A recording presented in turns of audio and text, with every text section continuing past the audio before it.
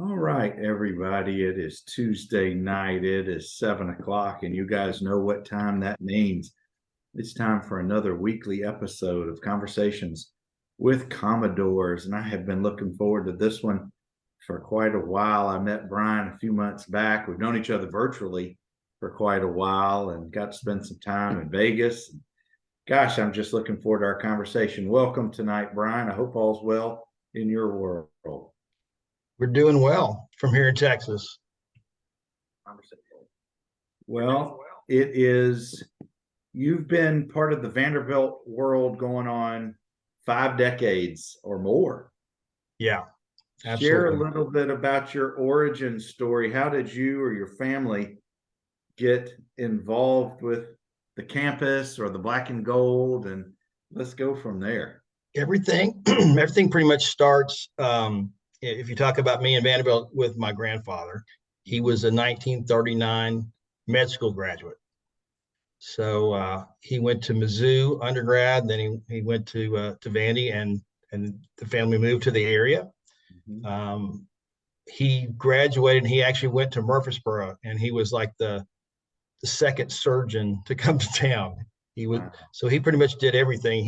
He ended up specializing in OBGYN, and I've met people over the years from Murfreesboro, and it seemed like he birthed every baby that's walking around in that town. And probably multiple generations of them. Yeah, exactly. And the fun part is the fact that he was an OBGYN, but he used to do physicals for the football teams. And they would kind of look and go, you do what for a living? They didn't understand. He did a little bit of everything. He worked with the MTSU team at one time. But he was a surgeon first, and then he specialized. And there's a prize. I'm going to read this. There's a prize each year given to a med school grad. It's the Kaufman Prize in medicine. His name is J. Kenneth Kaufman. Presented to a graduating med student who's demonstrated qualities of humaneness, dedication, and unselfish service in the study of medicine, and will apply these qualities in medical practice. So he, for me, pretty much set the bar as far as what to expect in a doctor, and it's a pretty high bar. And what really made him my hero is the fact that he took care of my grandmother for 12 years while she had Alzheimer's. And I would ask him, because my dad, he was married 4 times. So, I was like, well, why don't you just put her in a home or what have you? And he said, well, you don't understand. I've made a commitment, and he was that kind of guy. And he was also an associate pastor at his church. So great guy. Somebody I learned how to do life from, basically. It really sounds like he was a very special man in your life. It sounds very similar. My grandfather, who passed away 5 or 6 years ago, is also the man who I tried to pattern my life after. And they sound like both very special men. Brian, Did you grow up in Murfreesboro or anywhere near Nashville? So we actually lived in Nashville. My dad went to school at Vanderbilt for a year, and then he wanted to be an architect. So he went to New Orleans and went to school at Tulane, and met my mom, who's originally from New Orleans. So I have family down there. And he did become an architect. He, growing up, he was real good friends with Lee Beeman. He used to design all his dealerships, the Pepsi bottling company that he owned, those types of things. So Lee was a regular at our house, quite often, and got to know him really well. Good guy. But we, because of my grandfather, we grew up with, I had 50-yard line seats and mid-court seats, so we were there all the time. When I was a kid, Roy Skinner was coach, and the F Troop, and all that kind of deal. And I used to go to the camps that Roy Skinner had, and that was a lot of fun. That was one of the first interactive things that I did there. And what about from a football fan standpoint? What were some of your early memories? Here's the funny thing. I was thinking about this. It's like my dad, nowadays is a little bit different. Back then, he was a rum drinker, and he always had his flask. And I just remember, we got our Coca-Colas, and his tasted a little different, but but he was a passionate fan. But now, I mean, I got to see all these guys. Frank Mordecai. I remember, what was the other running back? I mean, just all the way back, and Barry Punt, Barry Burton, and those guys back then. But I got involved. I mean, I remember when I was in elementary school, we had I was part of the student council, and they had pictures for student council day, and I forgot I was supposed to dress differently, so I had a Vanderbilt T-shirt on for that, and so there it is in the yearbook. So I Nice. go way back. But in high school, I was always kind of a proactive person, so I got to know the guys. I got to know Jack Redgren, Joe Worden, those guys. And even when I was in high school, like sophomore in high school, when I first started becoming a trainer in high school, I worked the sidelines. I was a water boy. So, I got to go in the locker room and all that when I was, Who were the head coaches back then? Let's see. So before Coach Mack, I'm trying to think, was it Pancos before that? I'm trying to remember. Oh, Pancoach. There was Coach Sloan. Yeah, Sloan was back when we had the 74 bowl. Of course, I was there when we had the 82, the Hall of Fame bowl. Pace was 67 to 72. Okay. Sloan was 73, 74. Right. Pancoast was 75 to 78. Okay. Coach Mack was 79 to 85. So I actually was there for a year, Pancos, and then it was Coach McIntyre from there for the rest of the way. Well, that had to have been pretty cool being a high school student. Yeah. But interacting. Where were you in high school at the time? So interesting story. My parents divorced when I was 10. We were living in Forest Hills, which is there between Green Hills and Brentwood. And my parents divorced, so we moved out to Bellevue. And that's when I grew up going to Oak Hill School for elementary school with like the governor's kids and, Brenda Lee's kid, Ray Stevens' kid, Webb Pierce, the guy with the guitar-shaped pool. I mean, I went to school with all these people's kids. And actually there was a producer named Bob Johnston. And it was funny because I sang, and he needed a couple of kids to sing some background vocals for a guy named Michael Martin Murphy. And so they picked me and this girl to do that. And years later, I had no idea whatever happened to Bob Johnston or what he did or who he worked with. We went to the Country Music Hall of Fame. There was a huge display for him, and he had worked with Bob Dylan and Johnny Cash. He was like instrumental in their careers. I'm like, wow, I had no idea I was brushing, elbows with greatness. So, but I took exams to go to MBA, and I was planning on going there. But when my folks divorced, we scaled it down. I went to public school in Bellevue when they had a high school. And then later on, I was part of that I was part of the first class that didn't get to finish there and had to go to Hillwood. And that was a big to-do. Was that just your senior year at Hillwood? 2 weeks before my senior year started.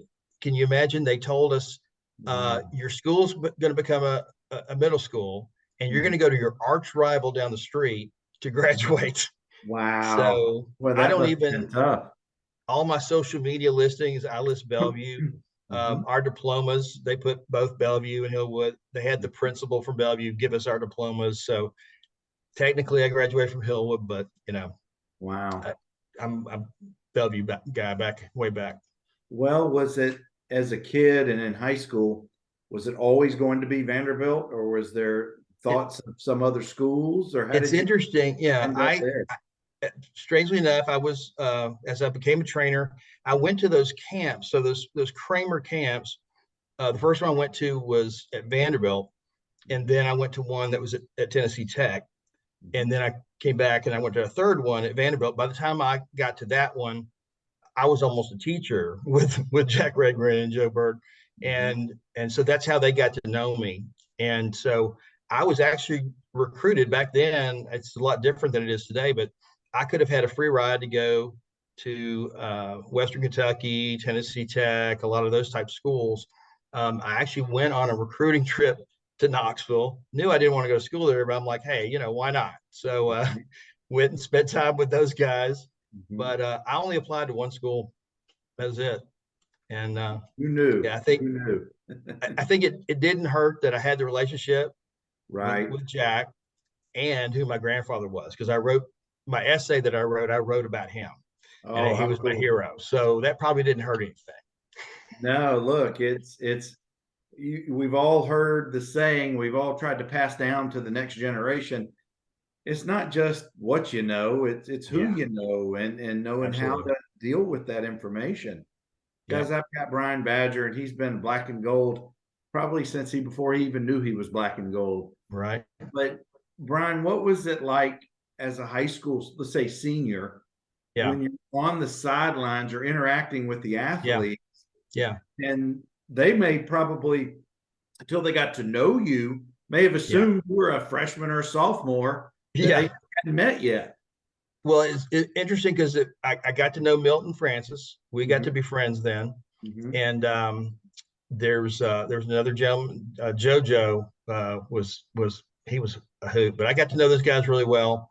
mhm, And I know you've talked to Scotty Madison.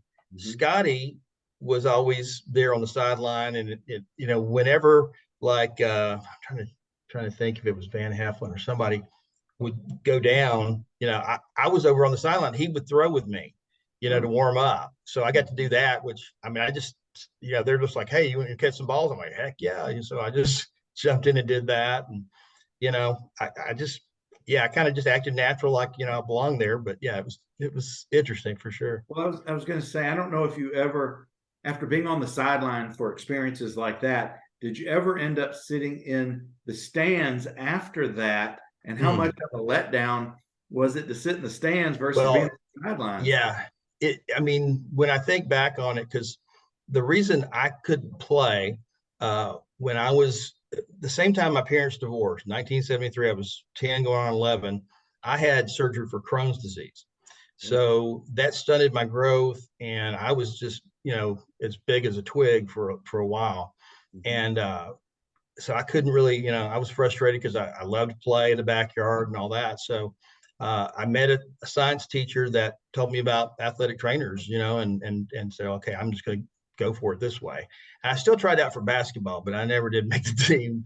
But you know, I often say though, once I started doing it, I mean, all through high school and through college, it was tough, just like it is for the players to not be there on the sideline, and because I didn't have a time when I wasn't down on the field.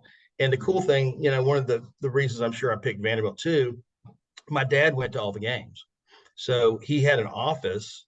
I think over by where just down the street, a couple blocks over from where the current players live now.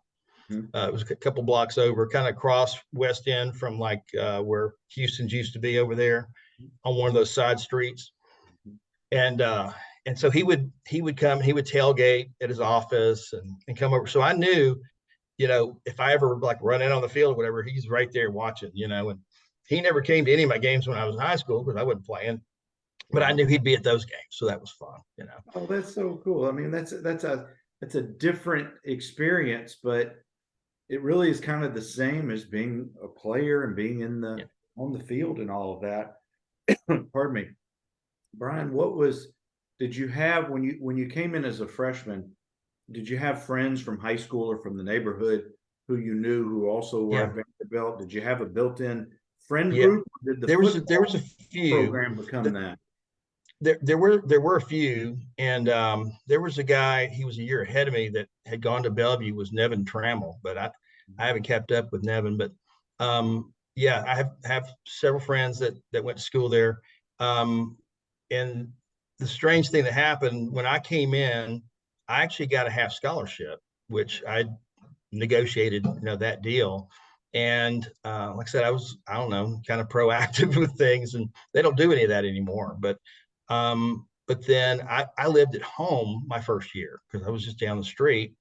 And that really, if anybody, if you're a freshman, they have freshman dorms, you really need to be on campus. I missed out on a lot of things because I wasn't there, especially studying together and those types of things. But I was able to work out a deal where from then on I was in the towers with the guys, room and board, eating on the training table, working out with them, and Well, that's a huge transition from living at home yeah, during your freshman year to coming onto campus.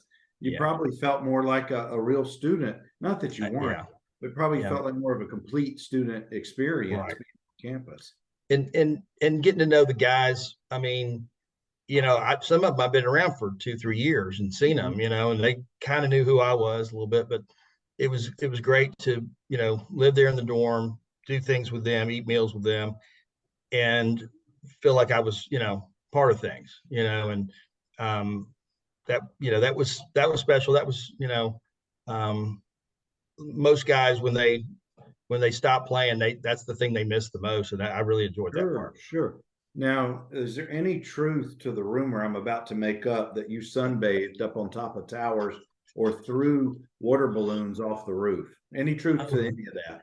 Didn't do those things. I did shoot a student film one time, and there was a tunnel Mhm. underneath the street between the Oh, sure. towers there, Mhm. and somebody had spray painted and it said, "Die young, stay pretty." And I said, "Well, that sounds like a great horror movie." So I was in film class there at Vanderbilt, and I made a sort of a horror movie. That was the title of it, Die and young, shot it around the stay campus. And pretty. yeah, Die Young, Stay Pretty. I Can mean, we you'll never find can find we it find anywhere. that on Netflix or Never. YouTube? But the thing that was terrible, I had a roommate at one point, and kind of like an episode of I think Everybody Loves Raymond or something. This guy took the VCR tape and like taped the Super Bowl over it with all my. I had like 3 movies that I'd made. That's the only place they were, other than on film somewhere. So That's yeah, they're gone forever. So that's like your mom throwing out your baseball card collection when you go off to summer camp or something. it was painful. Yeah, That yeah. was painful. Well, Uh, Brian, you shared with us a great photo of you and Kurt Page on the sidelines in yeah, 1984. Give us some context about that because one of the two of you in that picture does not look very happy. it's interesting because the expression on my face, you know, he's begging to go back in the game, and I'm having to deliver the news that Mhm. he's injured. I've got the ice. I mean, once you've got the ice on there, you're done.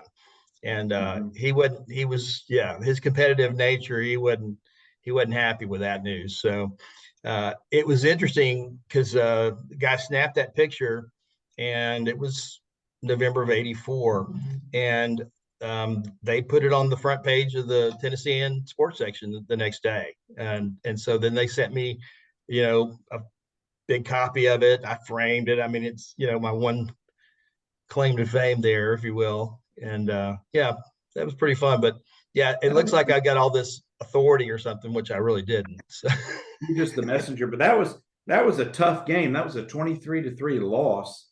yeah, I assume was that at Virginia Tech or was that that at was at home? home. That was at home against Virginia Tech. Yeah, Yeah, that yeah, was toward the end of a 5-6 season that started out so promising.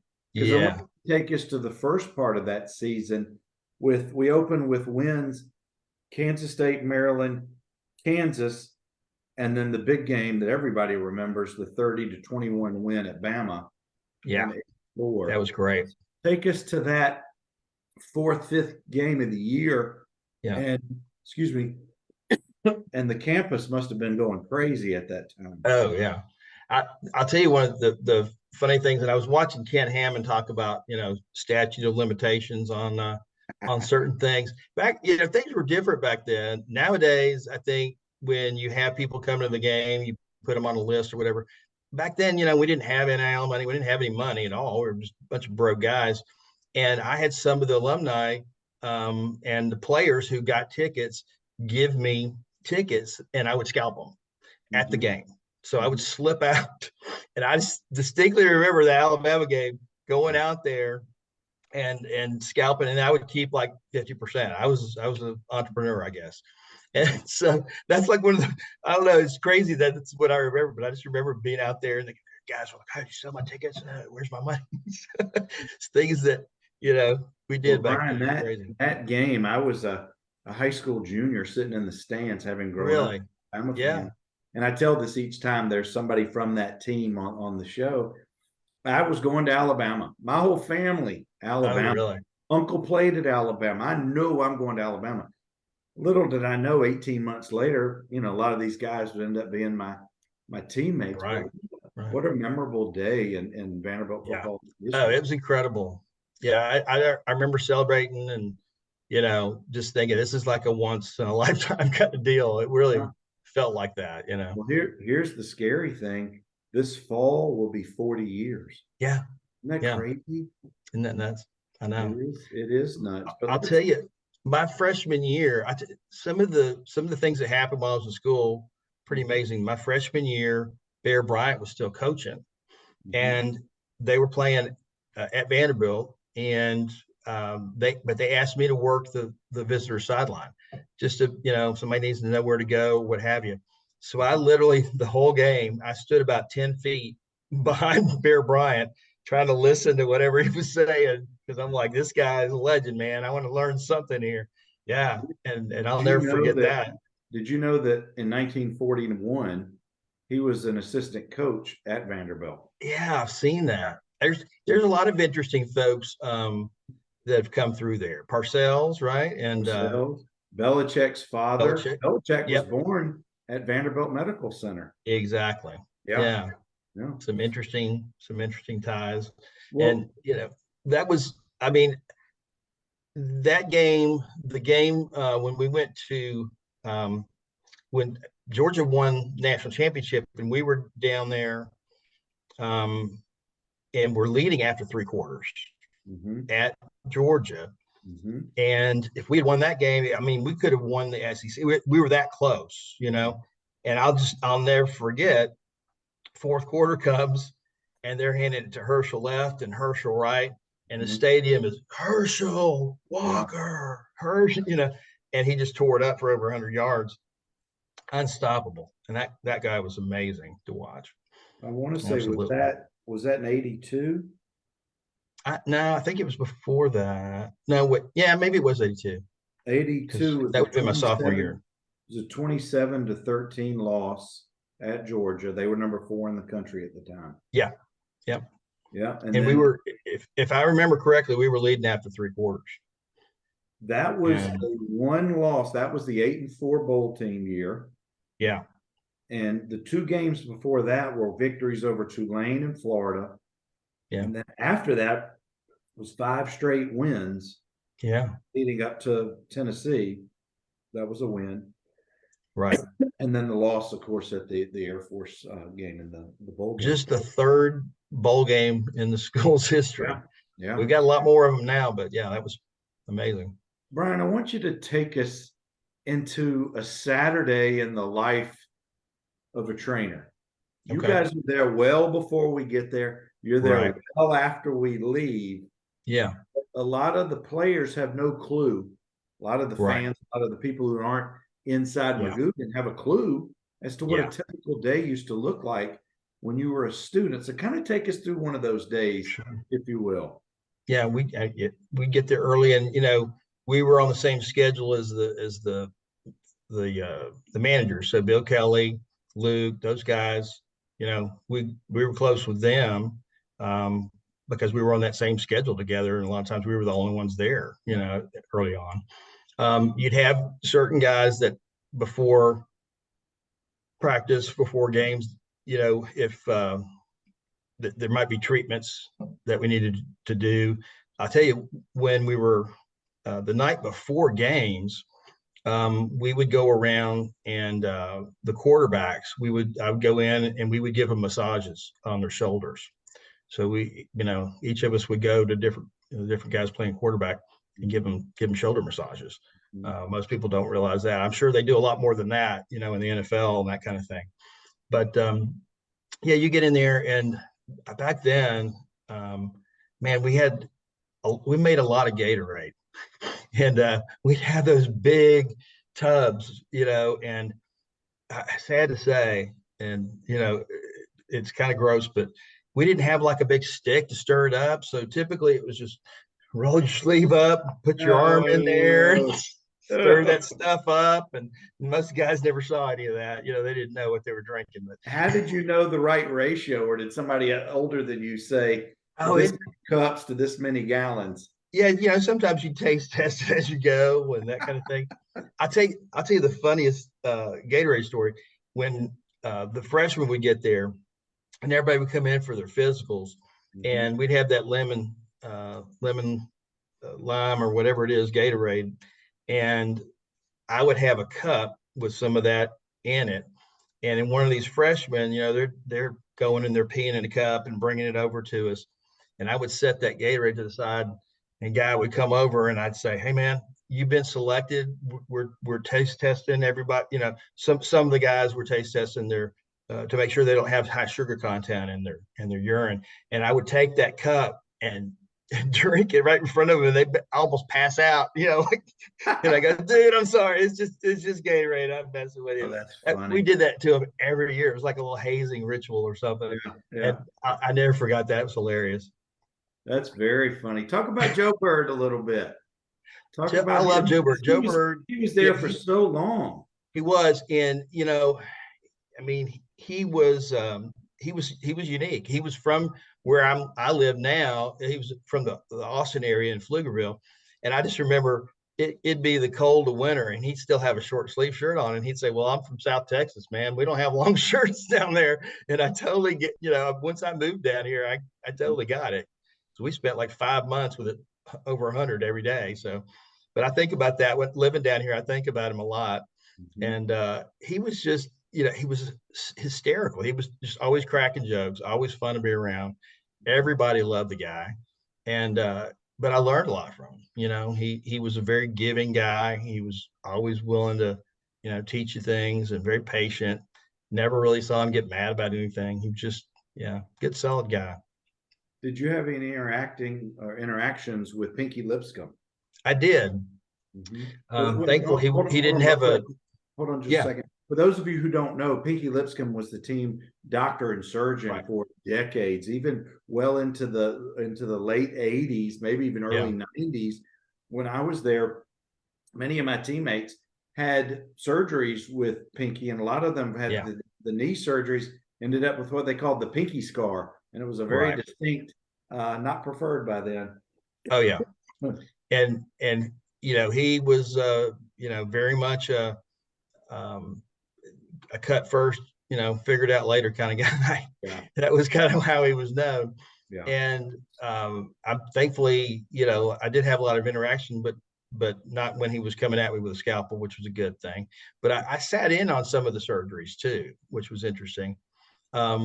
And I remember, we would had these knee surgeries and all, but we would have more of them during the off season when the guys were playing basket brawl. Because in that little gym, Oh yeah, no, I know. I remember basketball. You know what I'm saying? It was like a rubber, wall and stuff. And guys would go in for a layup, and they would come over and just slam them against the wall. And we carried guys out of there all the time that had ended up having knee surgery out of there. Did you end up having to go over to the medical center to check on guys who maybe were staying for a night or two? Yeah, and doing rehab, post-surgical rehab with a lot of the guys and that sort of thing. It was interesting because I did a lot of different things, and like when they would have different events, they'd call on me to work. So like Doc Crease would have like a weightlifting tournament or something, and I would be there. One time a guy was lifting and he had spotters, but man, if it's 500-600 pounds or whatever, you're not going to catch that. And this guy, he dropped it, and it just crushed his chest. And I'll never forget, they brought him in the training room. And I mean, the training room we had back then is like a closet compared to what they have now, right? That was just a little bitty place. but they brought him in, and all I could think to do was just pack the guy in ice and try to, limit the bleeding and call 911, because what do you, how are you going to know what's going on in there? But yeah, it was interesting. I mean, I covered club sports. I covered intramural sports. That in the bowels of the towers, they had intramural wrestling down there. I don't know if you ever knew that, but didn't know yeah. that. And there was a guy like I had gone to Oak Hill with. I went to elementary school with, and he was a really good wrestler. And I'm there covering that. That is such an A lot of place. strange things like That's that. such that's such an odd place for something like that. I know it was just, yeah, it wasn't good. No, we didn't It have had that smell. well, they didn't have a real rec center till the late 80s, We but they didn't. had that old ancient gym that I always Right. wondered what went on in that gym. And I think maybe during my Yeah. time in the 80s, it may have just sat dormant. I don't know what Yeah. they used it for. Yeah. And the other strange thing that happened when I came in my freshman year, there was a gal that was supposed to travel with the women's basketball team, and somehow she ended up leaving school, and they tapped me for that job. So I traveled with the women's basketball team my freshman year, and I get on the bus. It's me, Coach Lee, Phil Lee, and the bus driver guy who I got to know real well. And they would be listening to like Richard Pryor jokes. And usually guys, I mean, if a woman's around, you're like, oh, probably shouldn't. No, they love the fact that it would make me uncomfortable because they're laughing about all these. That's And so I'm the only great. guy in the room, but That's so great. it was hilarious. They were so much fun. And I even had one arrangement where one of the players, I won't name her because she's married to a football player, but that narrows it down. But Yeah. she would say, I need somebody to iron my shirt because I didn't take it to the cleaners. I didn't have any money. And she said, well, I'll iron your shirt if you'll give me a massage. And I'm like, I'm in. I don't think I have a problem with that. So that was my arrangement on the road. It's like, you iron my shirt, I'll give you a back massage. Everybody's happy. It was great. That's funny. Guys, I've got Brian Badger, who was a trainer in the early 80s. And man, these stories are not the stories that are typical of the average student or somebody who played the actual sports. They're better than those stories. Brian, did you, as you're going through Vanderbilt and you're doing Yeah. you're learning more about being a trainer and what all's involved, did it ever percolate up in your mindset, maybe this is something I want to do after Vanderbilt?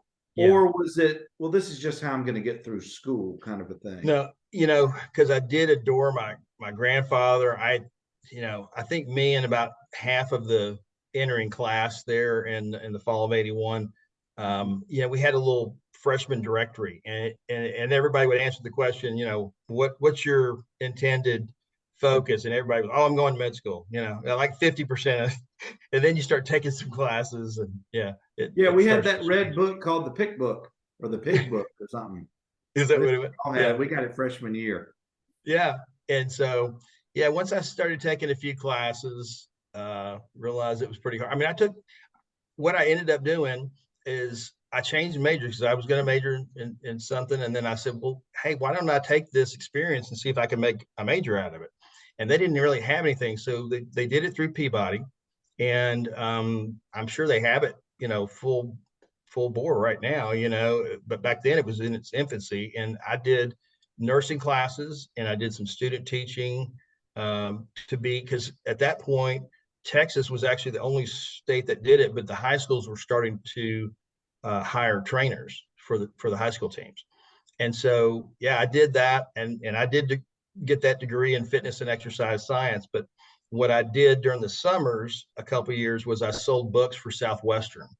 And I don't know if you're familiar with Southwestern, but they were the book company. Matter of fact, Senator Blackburn sold books during the summers. And we were known for, the door-to-door sales person kind of deal.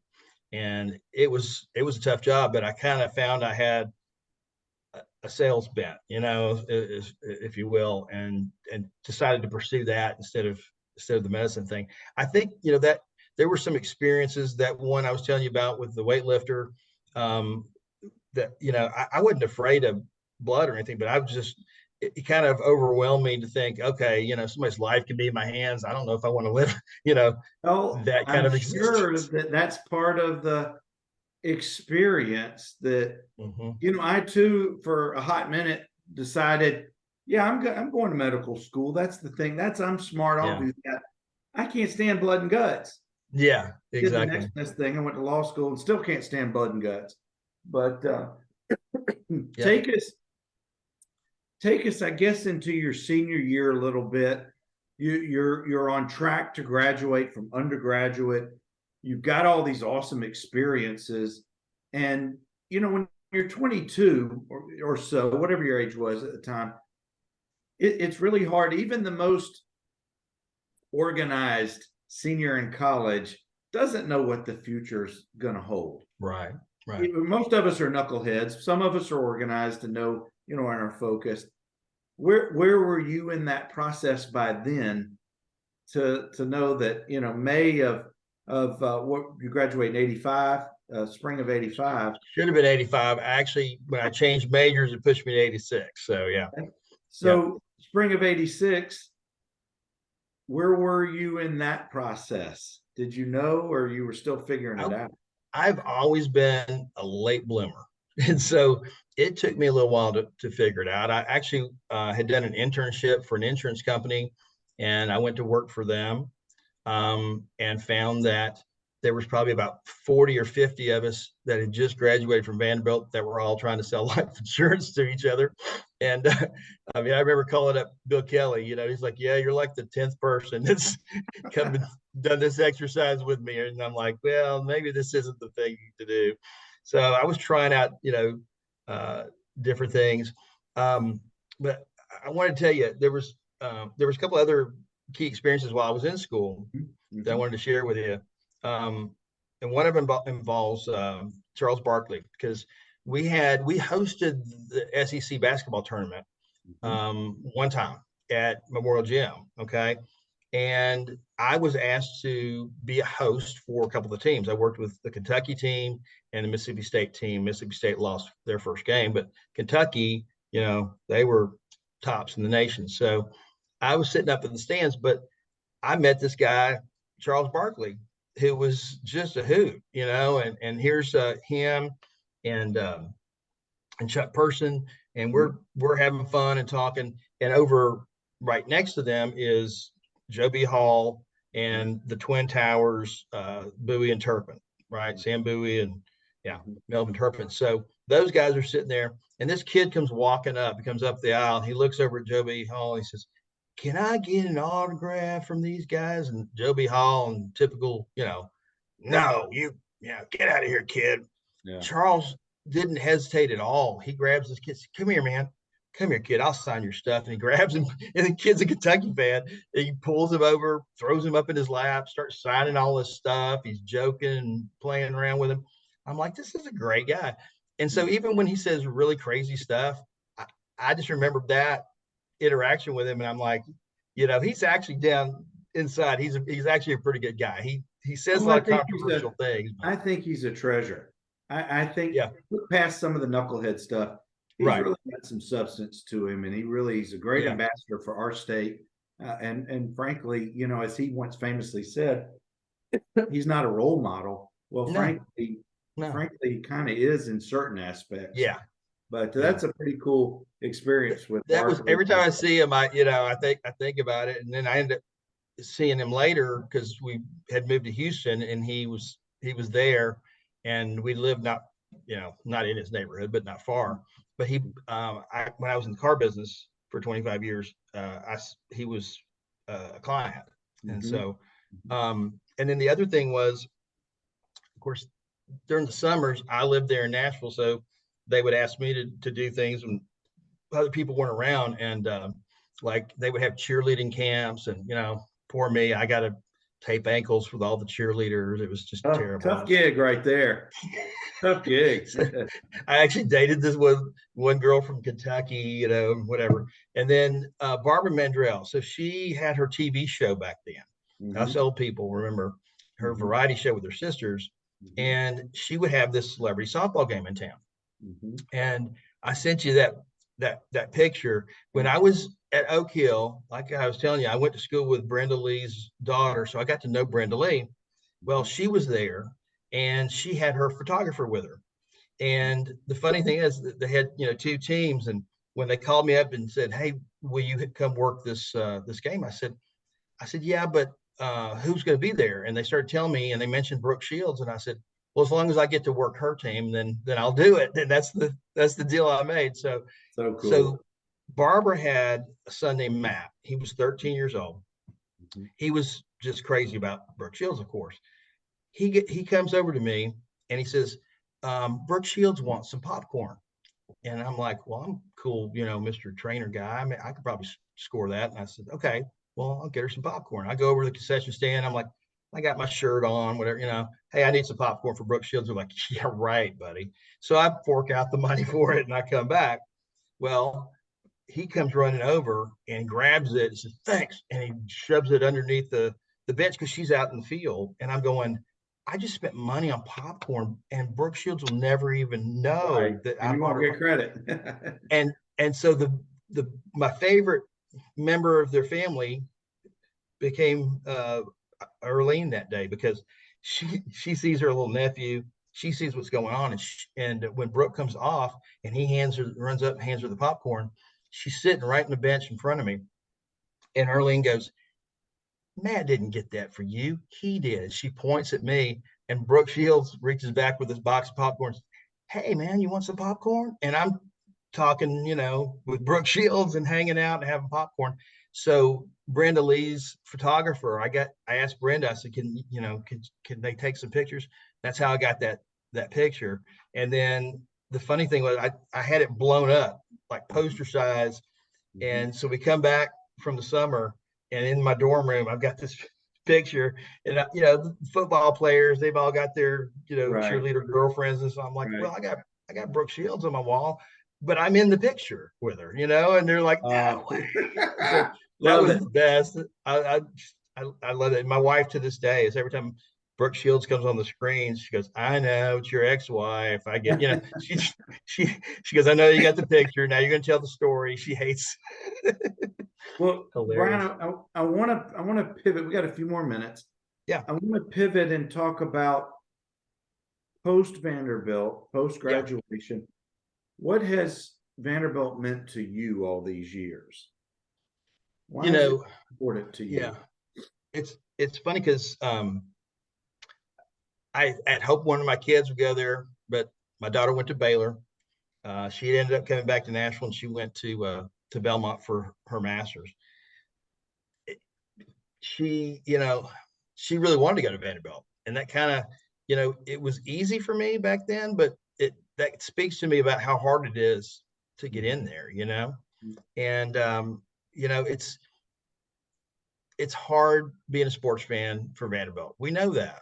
It's Mhm. when you're a lifer, you just do it. And the thing is, here in Texas, if they're ever anywhere in Texas, I'm going to be there. They play in the baseball tournament at the beginning of the season. Mhm. Been going to that. Now that I've retired, thank God, I can go and spend 3 or 4 days. And when they came and played Rice, or they came and played A&M, they came to Houston and played in the Texas Bowl, that kind of thing. I'm always going to be there. But I always think about my grandfather, what it meant to him. And my kids know it's it's meant so much to me, because anytime when I was working, and like I said, I worked in the car business for 25 years. If I'm looking to, talk to somebody about moving to another position, I know I've got that on there, that I graduated from Vanderbilt University. It's amazing how much that speaks to people before you say a word. It tells them a lot about you. And it always bothers me when guys, and I know Ken Hammond, bless his heart, I wish he had a degree from there, but it's like he does. But I feel for guys that don't get that they're there for a few years. I see these guys hit the transfer portal, and they don't get that sheepskin. I can't imagine how we can't take this whole NIL and transfer portal deal and get these guys. How many of them have been going to some state school or whatever and are good students? Mhm. Wouldn't they love to come to Nashville, play in the SEC, and get a sheepskin from Vanderbilt University? I would think so. I think that'd be a big draw, really. Um, it's just always been, um, you know, it adds to your life, having that association with them, and always meant a lot to me, for sure. Well, it certainly, I'm certainly appreciative for you sharing the origin story with your grandfather and the influence and the Vanderbilt connection, because it's true. Whether you went to school at Vanderbilt or graduated from Vanderbilt or just live in the Nashville area or have a connection, when you Yeah, become a fan, you're right. At times it can be tough, right. but you don't abandon your program just because you're frustrated because of things not going the way. Yeah, But I'm the probably like you, ever the optimist when I'm yeah, seeing that we've gotten such a big infusion in the NIL money, yeah, when we're seeing that Coach Lee and Candace and those who are doing the recruiting are starting to sign or get guys to commit yeah, from other programs around the country, that galvanizes you. That gets you going again. yeah. And not that you need to be re-energized because it's always there for you. Sure. But I guess what I'm trying to say is thank you for just being who you've been toward the black and gold for all these Mhm. years. We wish we had dozens and hundreds and not and thousands of you. Yeah. But I know that it's infectious being around you. It was so cool Hmm. to be at UNLV. The game didn't turn out the way we I know. wanted. That Yeah, that pregame party was so much fun to see so many people there. absolutely. That was Yeah, pretty cool. That was yeah. pretty. And I'll tell you, it's interesting how, of course, I found what you're doing, um, through Facebook, and social media and what have you, and how important that is because we are scattered all over the country. Yeah. And yet these last few years I've forged relationships with guys that I probably saw them back then, but now we know each other's lives and have gotten to know each other much better. And I look forward to doing some more of those trips. I mean, I couldn't when I was in the car business, I was in the dealership every Saturday. So I Yeah. didn't really get to, go Yeah. to the games like I can now. And we've had, I think I'd shared with you, we've had just a really tough couple of years. Suzanne, uh, she lost both her parents and her only sibling within 16 months of each other. And through that situation, I lost my mom in March. So we're in a transition period, but we're we hate that how we got here, but we're blessed that they left us some great things to allow us to me to retire and be able to support the team. And whenever there's, I mean, when coach comes to town, things like that, and we get to go. I mean, I saw when I came into town to go to one of the games and go to the black and gold tent, and Coach Lee, our AD, is there, and she gets to meet my daughter, and you know, I feel so much more, so much closer and more involved now because I can be there, Yeah. and I love that. It's a family, and It is. It's a spread out family, but it's a it family. really, yeah, And Brian, I hope you keep supporting the team, and I know you guys will keep showing sure. up. That's what Coach Lee needs and Oh yeah, wants. Just keep showing up. But thank you for your time tonight. yeah. Thank you for sharing your story. I know you had lots more stories, and maybe Oh, I've got a ton. We'll do it again. We'll do. I'll keep notes, and then we'll maybe come we'll back do and tell round some more of two. the stories. Yeah. Well, guys, Um, I apologize for my cough tonight. I'm fighting a little cold. yeah, But we've got Commodores lined up through March. We've got Wesley Tate next week, and that'll be another good one. And I hope you guys are able to enjoy the holiday season. yeah, We were able to spend some time with family and friends, and just have some downtime. But Brian, thank you again, bud. I've enjoyed getting to know yeah, you the last year or two and yeah. getting to spend some time with you tonight. So thank you. And let me say one thing. If anybody's in Central Texas, we have a place you can stay. We have a nice cottage.